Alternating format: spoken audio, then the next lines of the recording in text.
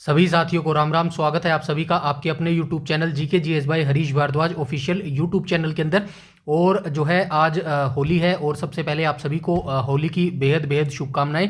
अच्छे से होली खेलिएगा, दबा के होली खेलिएगा, क्योंकि मेरा ऐसा मानना है कि जो भी जिस समय जो आप काम करें वो उस समय जो है अच्छे तरीके से करना चाहिए। ठीक है, आज और कल होली है, अच्छे तरीके से सेलिब्रेट कर लो और उसके बाद जो है दोबारा आप अपने उसी फोकस के साथ जो है अपने टारगेट पर लग जाइएगा, जो कि है HSSC हरियाणा पुलिस। ठीक है मेरे भाई, क्योंकि अभी जो है सारी चीज़ें होने वाली हैं, आप सभी जानते हैं।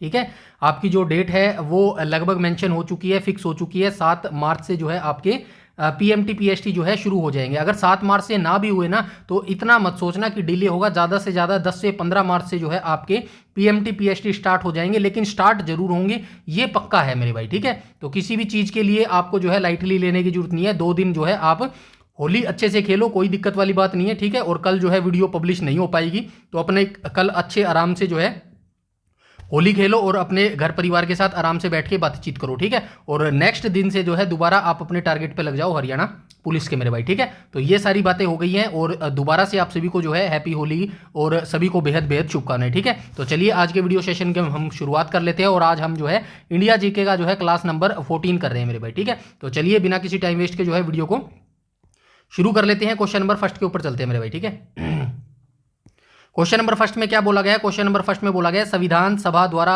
भारत के संविधान का निर्माण कार्य किस तिथि को पूरा कर लिया गया था। तो आप सभी जानते हैं भाई, 2 तिथि हमेशा याद रखी जाती हैं और 2 तिथि कौन कौन सी होती है? एक तो संविधान सभा के द्वारा अंगीकृत शब्द आपको सुना होगा। ठीक है, अंगीकृत, अंगीकृत किया गया। ठीक है, अंगीकृत किया गया। ठीक है, और दूसरा आपको शब्द दिखता होगा लागू किया गया। ठीक है, लागू किया। तो संविधान के अनुसार आपको पता है अंगीकृत कब किया गया? अंगीकृत का मतलब यही है कि जिस दिन जो है संविधान का निर्माण कार्य पूरा हो गया था। ठीक है, तो ये कब हुआ था? तो ये हुआ था भाई 26 जनवरी 1949 को हुआ था। यहाँ पे दिया गया है ना 26 जनवरी, कह रहा हूँ 26 नवंबर आ जाएगा मेरे भाई। ठीक है, ऑप्शन नंबर डी यहाँ पर बिल्कुल करेक्ट आ जाएगा। ठीक है, 26 नवंबर हो जाएगा। ठीक है, 26 नवंबर हो जाएगा। और लागू कब हुआ था? तो लागू कब हुआ था आप सभी जानते हैं भाई, इसको लागू कर दिया गया था 26 जनवरी 1950 को जो है इसको लागू कर दिया गया था। 26 जनवरी 1950 को ये लागू कर दिया गया था और 1949 में जो है इसका काम पूरा हो गया था। दोनों डेट जो है आप याद रखेंगे, यहाँ पे लिखा भी गया है 26 जनवरी 1950 को जो है ये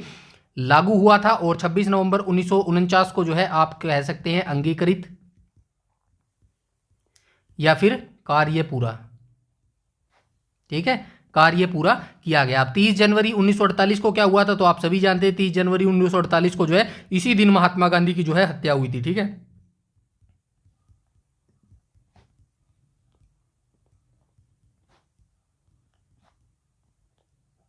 ठीक है, महात्मा गांधी की हत्या हुई थी, किसने की थी? नाथूराम गोडसे ने की थी। ठीक है, नाथूराम गोडसे जी के द्वारा जो है ये हत्या की गई थी और इनको जो है शहीदी दिवस के रूप में मनाया जाता है भाई। ठीक है, याद रखना भाई, शहीदी दिवस के रूप में जो है 30 जनवरी को जो है सेलिब्रेट किया जाता है। 15 अगस्त 1947 आप सभी जानते हैं, इस दिन जो है भारत को आज़ादी मिली थी ब्रिटिश शासन से मेरे भाई। ठीक है, यहाँ तक सारी चीज़ें क्लियर है। आई होप यहाँ तक जो है सारी चीज़ें क्लियर होगी। और आपको एक चीज़ और याद रखनी है, भारत का जो संविधान है उसको बनने में कितना समय लगा है? तो 2 साल लगे हैं, 11 महीने लगे हैं और 18 दिन लगे हैं मेरे भाई। ठीक है, आई होप ये सारी चीजें आपको पता होगी मेरे भाई। ठीक है, ये सारी चीजें बताने का सिर्फ यही मकसद है। यहां से अगर किसी बच्चे को नहीं पता है तो एक ही क्वेश्चन से आपको सारी जानकारी हो जाएगी, क्योंकि जरूरी नहीं है एग्जामिनर आपसे यही क्वेश्चन पूछेगा। एग्जामिनर आपसे 26 जनवरी के बारे में पूछ सकता है, 15 अगस्त के बारे में पूछ सकता है, 30 जनवरी के बारे में पूछ सकता है, 26 नवंबर 1949 के बारे में पूछ सकता है। ठीक है, आपसे अंगीकृत या लागू के बारे में पूछ सकता है। ठीक है, एवरीथिंग आपको मैं जितना मेरे अंदर नॉलेज है या फिर जितनी थोड़ी बहुत मेरे को नॉलेज है ना, वो मैं आपको जो है यहाँ पर देने की कोशिश करता हूं मेरे भाई। ठीक है, बस यही मकसद है, आपको जो है तैयार करना हर चीज के लिए, हर जो है समस्या के लिए, ताकि एग्जामिनर कुछ भी पूछ ले हमारा जो है यहां से बाहर नहीं जाना चाहिए मेरे भाई। समझ गए? चलिए आइए आगे चलते हैं। यहां से आप पढ़ लेना, सारी चीजें लिख कर दी है मैंने, घबराने की यहां पर कोई भी जरूरत नहीं है मेरे भाई। ठीक है ना, चलिए क्वेश्चन नंबर 2 पर आ जाते हैं। सेकंड में बोला गया है भारतीय संविधान की मुख्य विशेषताओं में से कौन सी यहां गलत दी गई है। मतलब ये कहने की कोशिश कर रहा है, नीचे 4 ऑप्शन दिए गए हैं। ठीक है, तो ये पूछ रहा है इनमें से कौन सी जो है भारतीय संविधान की विशेषता नहीं है। संघात्मक शासन प्रणाली, तो भारत की संविधान की संघात्मक शासन प्रणाली बिल्कुल सही है। एक अलिखित संविधान, ये गलत हो जाएगा क्योंकि भारत का अलिखित संविधान नहीं है, भारत का जो है लिखित संविधान हो जाएगा मेरे भाई, ठीक है, लिखित संविधान हो जाएगा, संविधान, ठीक है, लिखित संविधान हो जाएगा। संविधान सभा द्वारा निर्मित, ये भी सही है क्योंकि संविधान सभा के जो सदस्य थे उनके द्वारा संविधान का जो है निर्माण किया गया। संसदीय शासन प्रणाली, ये भी सही है। तो ऑप्शन नंबर बी यहां पर जो है बिल्कुल करेक्ट हो जाएगा मेरे भाई, ठीक है। भारतीय संविधान के अनुसार जो है भारत का संविधान दुनिया का सबसे विस्तृत और जो है लिखित संविधान हो जाएगा मेरे भाई, ठीक है। यहां तक सारी चीजें क्लियर है, आगे आपको बता देता हूं, ठीक है। यहां पे देखो भारतीय संविधान के बारे में लिखा गया है, भारत का संविधान जो है दुनिया का सबसे लिखित संविधान है और सबसे बड़ा संविधान है। एक अलिखित संविधान क्या होता है? वह होता है जहां नियम और कानून मुख्य रूप से परंपराओं और निर्णयों पर आधारित होते हैं, जैसे ब्रिटिश का संविधान हो गया, जबकि भारतीय संविधान को बाकायदा लिपिबद्ध जो है किया गया है, ठीक है। सारी चीज आपको पढ़नी है। देखिए मैं ये मानता हूं कि हर चीज एग्जामिनर आपसे नहीं पूछने वाला, हर चीज आपके एग्जाम में आएगी भी नहीं। अब यहां पे जो ये लाइन लिखी गई है, ये वाली जो लाइन लिखी गई है, चलिए ये वाली लाइन तो मैं समझ सकता हूं आपके एग्जाम पॉइंट ऑफ व्यू से संबंध है, इस लाइन का जो है आपके एग्जाम से संबंध नहीं है, लेकिन फिर भी मैंने लिखी है। क्यों लिखी है? बस मैं आपको एक नौकरी के लिए तैयार नहीं कर रहा, मैं सिर्फ इतना आपको तैयार कर रहा हूं कि अगर आपको नौकरी ना भी मिले ना, तो आपकी नॉलेज इतनी होनी चाहिए, आपके अंदर नॉलेज इतनी होनी चाहिए कि आप जो है आगे किसी के सामने जाए ना, तो सामने वाले बंदे को पता चलना चाहिए कि हाँ बंदे को नॉलेज है यार वाकई में। समझ गए मेरी बात? इसीलिए मैं बोलता हूं हर चीज पढ़ो मेरे भाई। अपना दिमाग, जो आप अपना दिमाग खर्च करोगे ना, कहां पर लगाओगे, तो ये मत सोचना मेरा दिमाग कम हो जाएगा या फिर मेरा दिमाग कमजोर हो जाएगा। दिमाग मेरे भाई ऐसी चीज है, इसको जितना काम पर लगाओगे ना, ये उतना शार्प होता जाएगा, उतना अपने आप को सिखाता जाएगा, उतना अपने आप को एक्सप्लोर करता जाएगा मेरे भाई। समझ रहे हो मेरी बात? चलिए आगे चलते हैं, क्वेश्चन नंबर 3 पर चलते हैं भाई, ठीक है। क्वेश्चन नंबर 3 में क्या बोला गया है? तो क्वेश्चन नंबर 3 के अंदर बोला गया है भारत के संविधान की प्रकृति के संबंध में सही विकल्प चुने। तो भारतीय संविधान की प्रकृति के बारे में नीचे ऑप्शन दिए गए हैं, हमें चुनना है कौन कौन सा सही हो जाएगा। तो लिखित है, बिल्कुल सही बात है, भारत का संविधान क्या है? लिखित है। भारत का संविधान संघीय है, बिल्कुल सही बात है, ये दोनों चीजें तो हमें यहीं से पता चल गई। संघात्मक शासन प्रणाली है और जो है और क्या है? लिखित संविधान आपको पता है। एकात्मक नहीं है भाई, ठीक है ना, एकात्मक भारतीय संविधान नहीं हो जाएगा, ठीक है। परंपराओं पर आधारित है, ये भी नहीं बात, ये भी गलत बात हो जाएगी। तो 1 और 2 बिल्कुल सही हो जाएंगे। तो कहाँ गया विकल्प? सही है ना, तो ऑप्शन नंबर ए इसका बिल्कुल करेक्ट हो जाएगा। 1 और 2 जो है इसके अंदर बिल्कुल सही हो जाएंगे मेरे भाई, ठीक है। तो चलिए आइए इसका जो है ऑप्शन मैं यहाँ पे आपको बता देता हूँ। भारतीय संविधान एक विस्तृत और लिखित दस्तावेज है, इसमें सरकार के अंगों और उन कार्यों के नागरिकों के अधिकारों को स्पष्ट विवरण जो है दिया गया है। संघ का मतलब क्या होता है? आप सभी जानते हैं, भारतीय संविधान की प्रकृति संघीय है क्योंकि इसमें केंद्र और राज्यों के बीच शक्तियों का जो है विभाजन संघ, राज्य और संवर्ती सूची 7वीं अनुसूची में है। कल मैंने पूछा था, पता है ना आपको? 7वीं अनुसूची, 7वीं अनुसूची में क्या आती है? राज्य जो है 3 सूची आती है, संघ सूची आती है, राज्य सूची आती है और संवर्ती सूची आती है। संघ, राज्य और संवर्ती सूची का तो पता होगा ना, आई होप पता होगा, ठीक है। अनुच्छेद 1 में भारत को जो है क्या कहा गया है? राज्यों का जो है संघ कहा गया है मेरे भाई, ठीक है। यहां तक सारी चीजें क्लियर है, आई होप यहां तक सारी चीजें क्लियर हो गई होंगी मेरे भाई, ठीक है। आगे चलते हैं क्वेश्चन नंबर 4 के ऊपर। क्वेश्चन नंबर 4 में बोला गया है भाई, भारतीय प्रस्तावना के अनुसार भारत एक डैश राष्ट्र है। तो भारतीय प्रस्तावना के अनुसार जो है भारत एक पंथ निरपेक्ष राष्ट्र हो जाएगा मेरे भाई। ऑप्शन नंबर जो है ए यहां पर बिल्कुल करेक्ट हो जाएगा, ठीक है। भारतीय संविधान की जो प्रस्तावना है ना, भारत को क्या कहा गया है? एक संप्रभु यानी कि समाजवादी, पंथ निरपेक्ष, लोकतंत्रात्मक जो है गणराज्य इसको घोषित करती है मेरे भाई, ठीक है। अब पंथ निरपेक्ष का अर्थ क्या होता है? तो आइए यहां से नीचे से देख लेते हैं। ऑप्शन नंबर ए यहां पर बिल्कुल करेक्ट हो जाएगा। पंथ निरपेक्ष का मतलब आपको जरूर याद रखना है, ठीक है। यहां पे लिखा गया है पंथ निरपेक्ष का अर्थ है कि राज्य का अपना कोई धर्म नहीं है मेरे भाई, समझ गए मेरी बात? और वहीं सभी धर्मों का समान सम्मान और संरक्षण जो है प्रदान करती है। यह पंथ निरपेक्ष का मतलब होता है मेरे भाई, अच्छे तरीके से याद रखना। अब यहां से क्वेश्चन आपका क्लियर हो जाएगा। अगर आपको पंथ निरपेक्ष का मतलब पता होता ना, तो आप बता देते कि प्रस्तावना के अनुसार भारत एक डैश राष्ट्र है मेरे भाई, समझ गए मेरी बात? क्योंकि यहां से तो पता चल जाता है तानाशाही थोड़ी है, राजतंत्र थोड़ी है, धर्मपंथी थोड़ी है, समझ गए ना। इसीलिए मैं बोलता हूं हर एक शब्द का आपको मतलब पता होना चाहिए। अब इसका एग्जाम्पल बताऊं तो बहुत सारे बच्चे, जैसे कि मुझे ही ले लो, मुझे इंग्लिश जो है डिफिकल्ट लगती है। क्यों लगती है? क्योंकि मुझे जो इंग्लिश के शब्द होते हैं ना, उनका मतलब नहीं पता है। अगर मुझे इंग्लिश के शब्दों का मतलब पता चल जाएगा ना, तो यकीन मानिएगा इंग्लिश जैसी आसान लैंग्वेज नहीं है। और इंग्लिश इंग्लिश एक लैंग्वेज है मेरे भाई, जैसे हमारी हिंदी लैंग्वेज है ना, वैसे इंग्लिश एक लैंग्वेज है मेरे भाई, लेकिन हम उसको सब्जेक्ट के तौर पर पढ़ते हैं ना, इसीलिए वो चीज़ हमें डिफिकल्ट लगती है मेरे भाई। समझ रहे हो मेरी बात को? मैं कंप्यूटर का, अगर आपने मेरी कंप्यूटर की सीरीज देख रहे होगे तो वहां पे मैं एक एक शब्द का मतलब आपको बताता हूं। क्यों मतलब बताता हूं? चलिए, हिंदी जीके जीएस में तो आप मोस्टली चीजें आपको पता होती है, बंदा समझ भी जाता है हिंदी को देख के, लेकिन कंप्यूटर जो हम कर रहे हैं ना, वहां पे जो है इंग्लिश और हिंदी में जो है शब्द थोड़े से डिफरेंट होते हैं, डिफिकल्ट होते हैं, इसीलिए मैं वहां पे हर एक शब्द का मतलब आपको बताता हूं। इसलिए मतलब बताता हूं ताकि जो है वो शब्द अगर आपको क्वेश्चन में दिख जाए तो आपको पता होना चाहिए उसका मतलब क्या है। अगर आपको उस शब्द का मतलब पता है ना, तो यकीन मानिएगा अगर आंसर आपको नहीं भी आता है ना, तो भी आप नियर बाय उस आंसर के पहुंच जाएंगे मेरे भाई। समझ रहे हो मेरी बात? चलिए चलते हैं क्वेश्चन नंबर 5 पर चलते हैं मेरे भाई। ठीक है, चलिए क्वेश्चन नंबर 5 को देख लेते हैं। 5 में क्या बोला गया भाई? 5 में बोला गया भारतीय संविधान द्वारा भारत के संविधान को किस तिथि को अपनाया गया था। देखिए दोनों चीज आ गई ना। ऊपर क्या था? ऊपर कौन सी डेट आई थी? अंगीकृत की डेट पूछी गई थी, यानी कि कब जो है काम पूरा हो गया था, वो कौन सी थी? 26 नवंबर 1949 की थी। लेकिन यहां पे पूछा गया अपनाया गया, यानी कि अपनाया गया ना, अच्छा लागू किया गया, अपनाया गया, चलिए ठीक है। तो इसमें क्या हो जाएगा? 26 नवंबर 1949 ही हो जाएगा। ये अपनाया गया है भाई, ठीक है ना, अपनाया गया है। लागू किया गया होता ना, तो लागू किया गया, तो लागू किया आपसे पूछा जाता तो आप बताते 26 जनवरी 1950 को जो है ये लागू किया गया था मेरे भाई। यहां तक सारी चीजें क्लियर है। 26 जो है जनवरी, ठीक है ना, ये आपको याद रखना है मेरे भाई, ठीक है ना। आगे चलते हैं,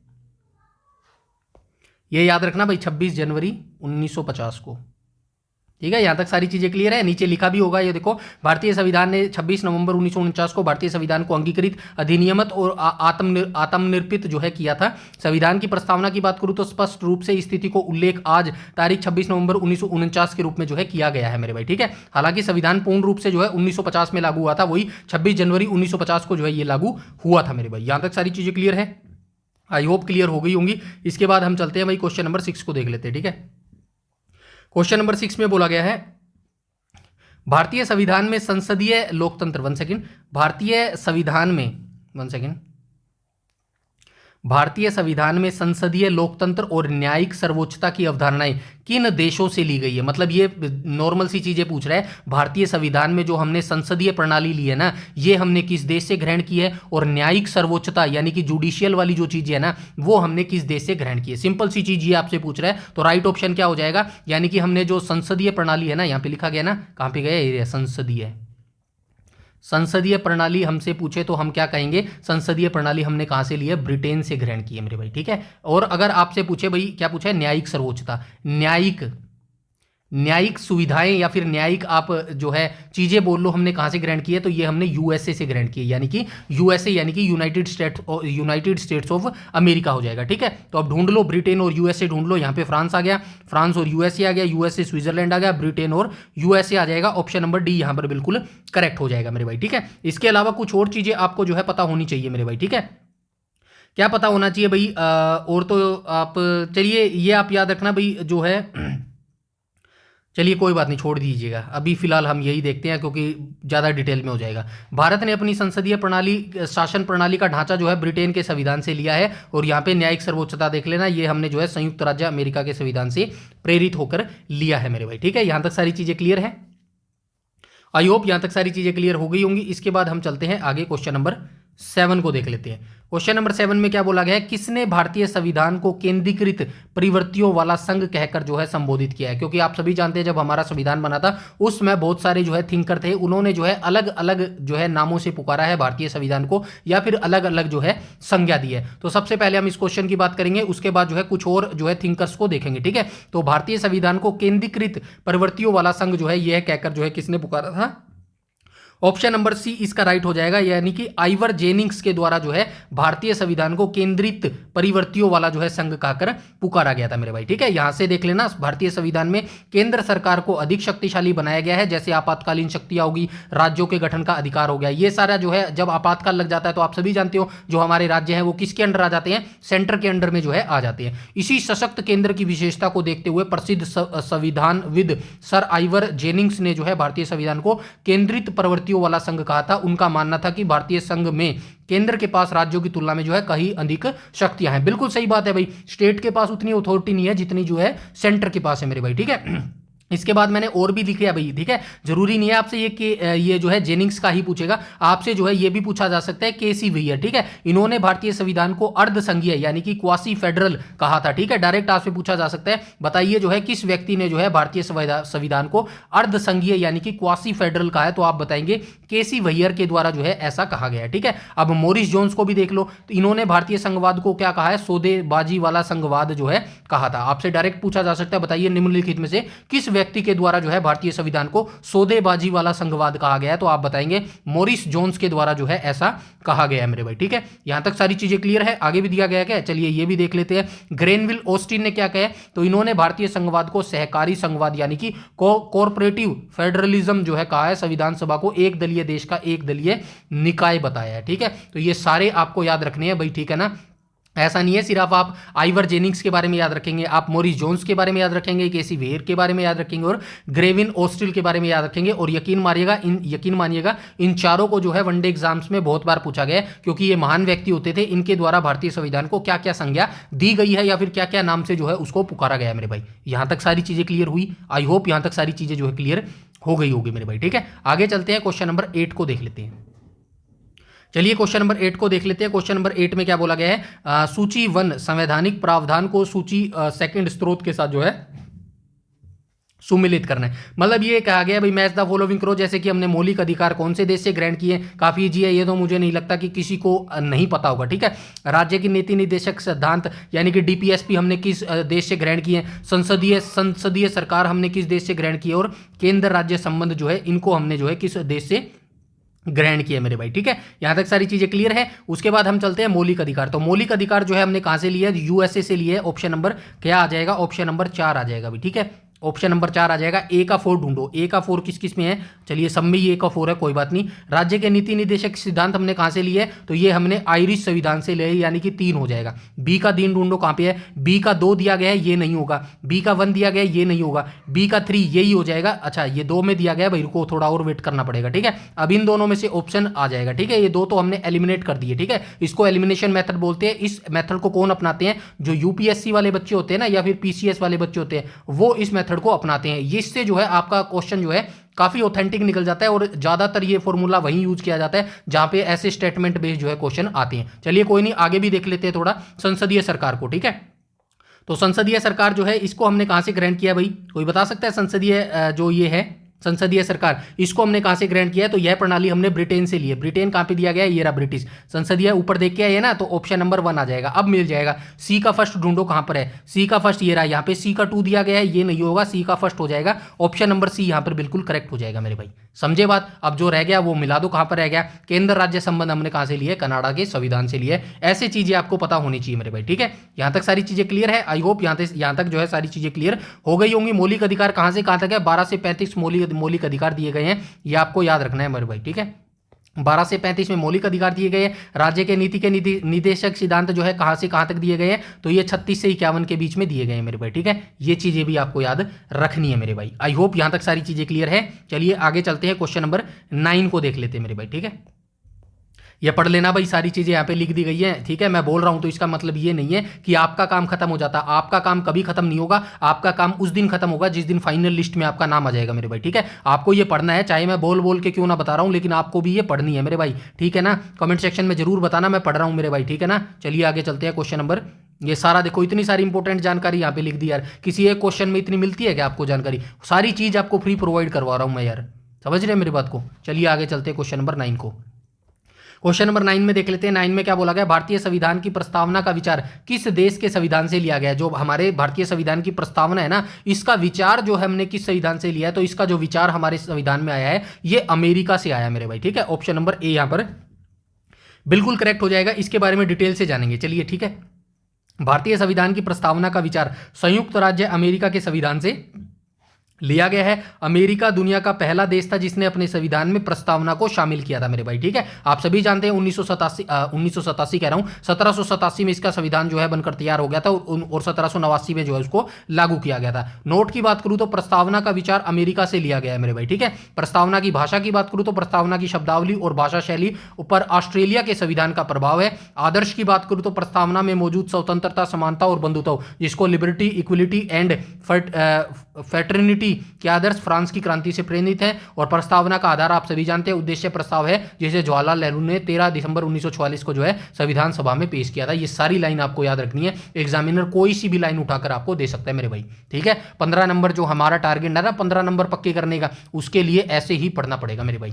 ठीक है, समझ रहे हो मेरी बात को। एक बार ये चीज कंप्लीट होने दो, मार्च और थोड़ा सा बोर हो जाओ, मेरे को ऐसा लगता है मार्च और थोड़ा सा अपने आप को बोर कर लो। यकीन मानो अप्रैल के बाद सिर्फ हम एमसीक्यू देखने वाले हैं, सिर्फ हम जो है प्रैक्टिस सेट देखने वाले हैं, क्योंकि मुझे भी पता है अप्रैल के बाद ज़्यादा दिन आपको नहीं मिलने वाले आपके रिटर्न एग्जामिनेशन के लिए। ठीक है, अगर मिल जाते हैं तो आपके लिए वो प्लस पॉइंट ही होगा। डोंट वरी, एक दिन ऐसा नहीं जाएगा जिस दिन आपकी क्लास ना हो। ठीक है, मैं किसी दिन बीमार हो जाता हूँ तो अलग बात है देखो, वरना यकीन मानो आपका क्लास नहीं रुकेगी, आपका मैटर नहीं रुकेगा, आपका कंटेंट नहीं रुकेगा मेरे भाई। ठीक है, उसी तरीके से आपको भी नहीं रुकना है मेरे भाई जब तक आपका रिटर्न एग्जामिनेशन नहीं हो जाता। ठीक है, उस दिन एग्जामिनेशन देके आओगे ना, उसके अगले दिन आराम से बैठेंगे, आराम से दोनों भाई मिलकर बात करेंगे। ठीक है, यहां तक सारी चीजें क्लियर है। आगे चलते हैं, क्वेश्चन नंबर 10 को देख लेते हैं मेरे भाई। ठीक है, क्वेश्चन नंबर 10 में क्या बोला गया है, तो इसके अंदर बोला गया है भारत में न्यायिक पुनरीक्षण की शक्ति का जो है आधार किस देश का संविधान है। मतलब न्यायिक पुनरीक्षण को इंग्लिश में क्या बोलते हैं, जुडिशियल रिव्यू बोलते हैं। ठीक है, जुडिशियल रिव्यू। तो जुडिशियल रिव्यू जो है हमने किस देश से ग्रहण किया है, तो आप सभी जानते हैं यूएसए अमेरिका, यानी कि संयुक्त राज्य अमेरिका से जो है हमने इसको ग्रहण किया है मेरे भाई। ठीक है, चलिए आइए इसके बारे में थोड़ा सा जान लेते हैं। यहाँ से भारत में न्यायिक पुनरीक्षण की जो अवधारणा है संयुक्त राज्य अमेरिका के संविधान से ली गई है। इसका अर्थ है कि न्यायपालिका के पास यह शक्ति है कि वह विधायिका द्वारा बनाए गए कानून और कार्यपालिका के आदेशों की संवैधानिक वैधता की जांच कर सके। मतलब ये कहने का मतलब है, ये जो न्यायिक पुनरीक्षण का मतलब है ना, जिसको इंग्लिश में क्या बोलते हैं, जुडिशियल रिव्यू बोलते हैं। अब इसका मतलब क्या होता है, जुडिशियल रिव्यू का ये मतलब होता है, मतलब कि जो संसद है ना, जो विधायिका है, इसने मान लीजिएगा कि भाई कोई कानून बना दिए। ठीक है, कानून बना दिए और कार्यपालिका की आदेशों की संवैधानिक वैधता, मतलब लास्ट में जो बन जाता है ना, जो भी नियम कानून बनते हैं, तो उनको जो है, जो अदालत होती है ना हमारे देश की, वो जो है रिव्यू कर सकती है, मतलब उसमें जो चेंज है ना वो कर सकती है। ये मतलब है जुडिशियल रिव्यू का मेरे भाई। ठीक है, इसको बैठ के पढ़ लेना। यहाँ पे देखो ये क्या लिखा गया है, जांच कर सके। ठीक है, यदि कोई कानून संविधान का उल्लंघन करता है तो न्यायालय उसे शून्य वॉइड घोषित कर सकता है मेरे भाई। इस लाइन से जो है स्पष्ट हो गया होगा। ठीक है, शून्य का मतलब इंग्लिश में क्या होता है, वॉइड होता है। ठीक है, ठीक है, वॉइड होता है, याद रखना। वॉइड शब्द आपको कहीं देखा है, पढ़ा हुआ देखा है, लगता है अगर आपने कंप्यूटर को अच्छे से पढ़ा है ना, कंप्यूटर में प्रोग्रामिंग जो होती है ना, प्रोग्रामिंग, वहीं पे ये शब्द जो है मेरे हिसाब से आपने पढ़ा होगा। ठीक है, प्रोग्रामिंग जब करते हो ना, वहां पे कोई वैल्यू जो होती है ना, वैल्यू उसको नल देना होता है, यानी कि जीरो देना होता है, तो वहां पे क्या लिखते हैं, जीरो की जगह वॉइड लिखते हैं मेरे भाई। ठीक है, तो ये कंप्यूटर का एक शब्द आया है, इसको याद रखना। वॉइड का मतलब क्या होता है, नल होता है, खाली होता है मेरे भाई। ठीक है, बस यही मतलब है। ठीक है, आगे चलते हैं क्वेश्चन नंबर 11 के ऊपर मेरे भाई। क्वेश्चन नंबर 11 में क्या बोला गया है, भारतीय स्वतंत्रता संग्राम के दौरान किस महापुरुष को देशबंधु के नाम से जो है पुकारा जाता था। तो आप सभी जानते हैं देशबंधु के नाम से किसको पुकारा जाता था, कोई बता सकता है। चलिए हिंट दे देता हूं आपको, स्वराज पार्टी की स्थापना किसने की थी, हमने हिस्ट्री की क्लास की थी, वहां पे बहुत बार मैंने आपको बताया था स्वराज पार्टी की स्थापना 1923 में की थी। किसने की थी, मोतीलाल नेहरू ने की थी, मोतीलाल नेहरू ने की थी। ठीक है, नेहरू और एक और आदमी ने की थी भाई, किसने की थी, चितरंजन दास ने की थी। ठीक है, चितरंजन दास, इन्हीं को कहा गया था देशबंधु मेरे भाई। ठीक है, चितरंजन दास हो जाएगा, मोतीलाल नेहरू नहीं, राजेंद्र प्रसाद नहीं। ऑप्शन नंबर डी इसका राइट हो जाएगा, चितरंजन दास जो है इसका बिल्कुल करेक्ट ऑप्शन हो जाएगा मेरे भाई। ठीक है, ये आपको याद रखना है। मोतीलाल नेहरू यहां पे दिया गया है ना, मोतीलाल नेहरू के द्वारा एक चीज आपके याद आना चाहिए, नेहरू रिपोर्ट जो थी ना, नेहरू रिपोर्ट, उसके लेखक कौन थे, मोतीलाल नेहरू थी। नेहरू रिपोर्ट कब आई थी, 1928 में आई थी मेरे भाई। ठीक है, ये भी आप याद रखेंगे। और ये मोतीलाल नेहरू जो है स्वराज पार्टी की स्थापना के जो है संस्थापक थे, उनके साथ चितरंजन दास के साथ मेरे भाई। यहां तक सारी चीजें क्लियर है, आई होप यहां तक सारी चीजें जो है क्लियर हो गई होंगी। राजेंद्र प्रसाद यहां पे दिख रहा है आपको, राजेंद्र प्रसाद से जो है आपको क्या याद आना चाहिए, इनको क्या कहा गया, देश रत्न कहा गया है इनको।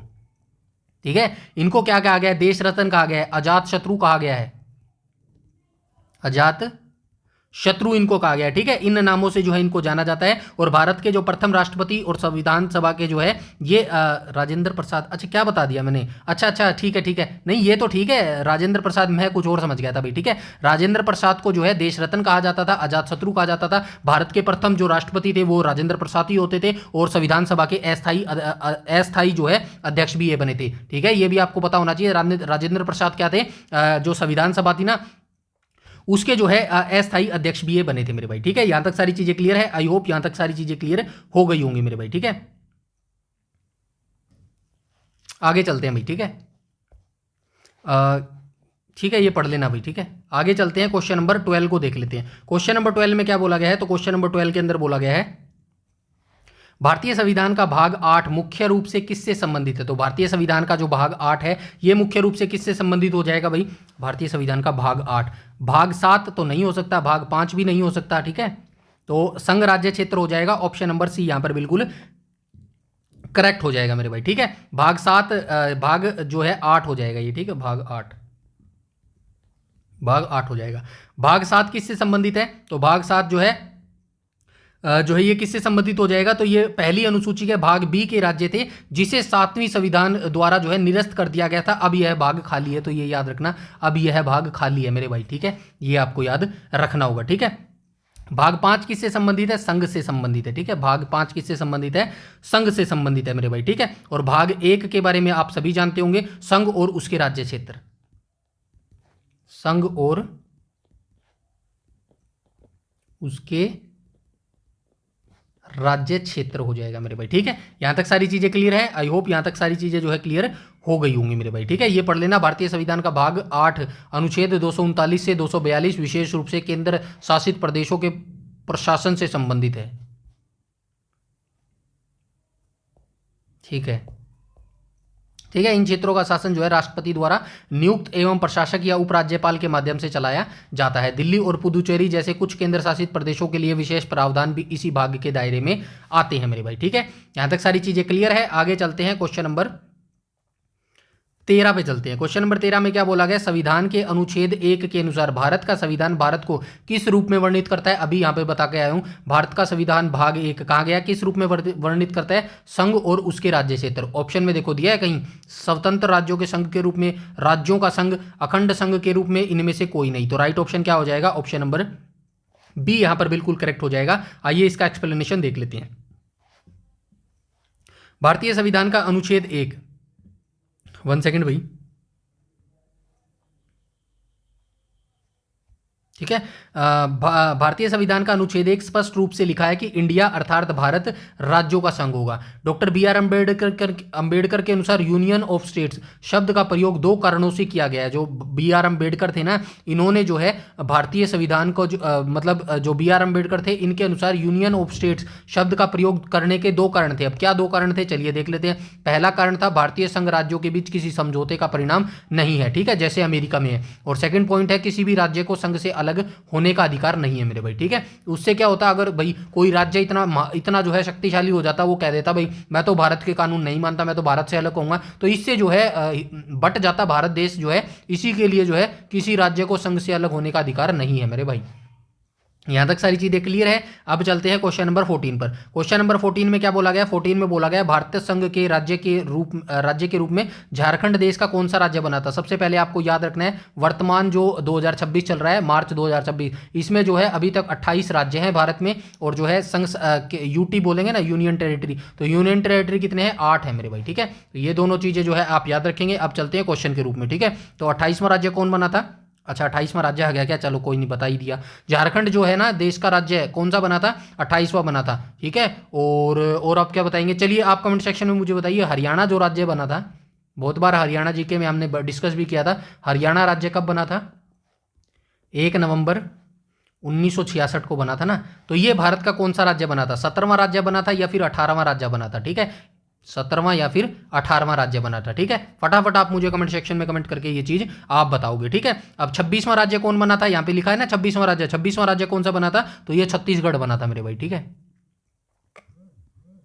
छत्तीसगढ़ बना था। उसके बाद 27वां राज्य भी दिया गया है, 27वां राज्य कौन सा बना था, अच्छा 1 सेकंड, हाँ छत्तीसगढ़, ठीक है। 26वां राज्य कौन सा बना था, ये मध्य प्रदेश से अलग होकर छत्तीसगढ़ जो है भारत का 26वां राज्य बना था, ठीक है। और 27वां राज्य कौन बना था, उत्तर प्रदेश से अलग होकर कौन सा बना था, उत्तराखंड बना था मेरे भाई, ठीक है, उत्तराखंड बना था, ठीक है। ये आपको याद रखना होगा, ठीक है। उसके बाद 29वां राज्य आप छोड़ दो, वर्तमान में हमारे 28 ही राज्य मेरे भाई, ठीक है, ये आपको याद रखना है, ठीक है। वैसे 29वें राज्य के बारे में आपको बता दूं, आंध्र प्रदेश से अलग होकर तेलंगाना बना था 29वां राज्य भारत का, 2014 में बना था, 2 जून 2014 को। यहां तक सारी चीजें क्लियर है, आई होप यहां तक सारी चीजें क्लियर है। ये पढ़ लेना झारखंड राज्य के बारे में, ठीक है, 26वें राज्य के बारे में पढ़ लेना।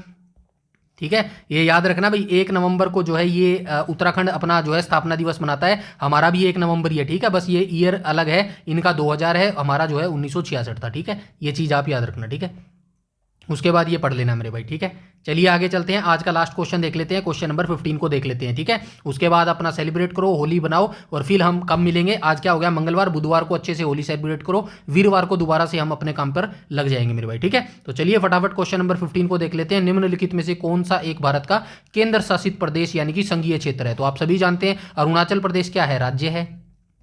मिजोरम क्या है, मिजोरम भी राज्य है। मेघालय क्या है, मेघालय भी राज्य है। दादरा एवं नगर हवेली क्या है, यूनियन टेरिटरी है। तो राइट ऑप्शन हमें मिल गया, ऑप्शन नंबर डी यहां पर जो है बिल्कुल करेक्ट हो जाएगा मेरे भाई, ठीक है।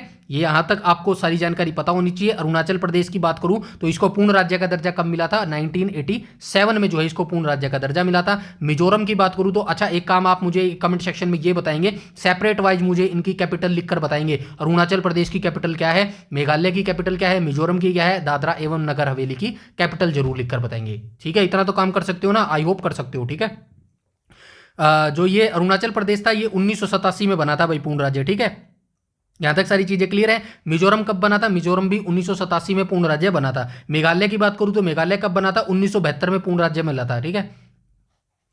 कहां गया ये? मेघालय 1972 में बना था मेरे भाई, ठीक है। पूर्ण राज्य का दर्जा मिला था, और इसको क्या बोला जाता है? 7 सिस्टर इसको बोला जाता है, ठीक है। मतलब ये जो मेघालय है ये किसके अंदर आता है?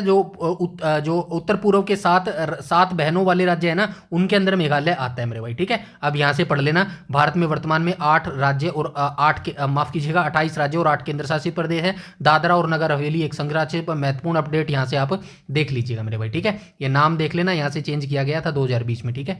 ये पढ़ लेना, देखो सारी चीज मैंने लिख दी है यार, और क्या लोगे बताओ? फ्री में मोल लोगे यार मेरी, बताओ।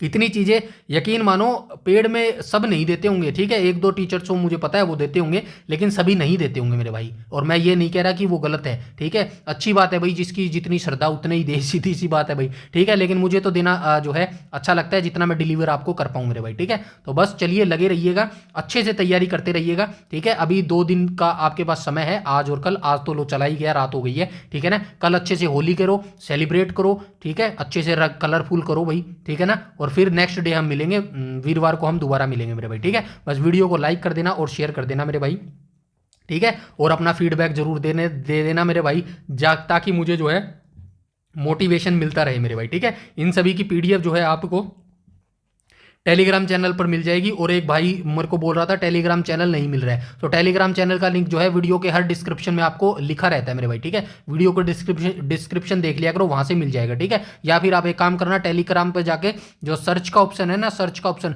वहां पर जाके लिख देना जीके